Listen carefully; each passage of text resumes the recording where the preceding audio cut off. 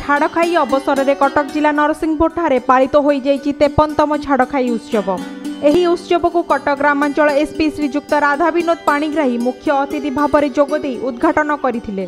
अन्यतम सम्मानित अतिथि भाव में आठगड़ एसडीपीओ श्रीजुक्त आलोक रंजन राय, पंचायत समिति अध्यक्ष किशोर चंद्र मिश्र जोगदे उत्सवर आवश्यकता उपरे आलोकपात करथिले। एही उत्सवर मान्यता हेउची एहा कटक जिलार बालीजात्रा परे द्वितीय सर्वबृहत यात्रा बा मिनी बालीजात्रा।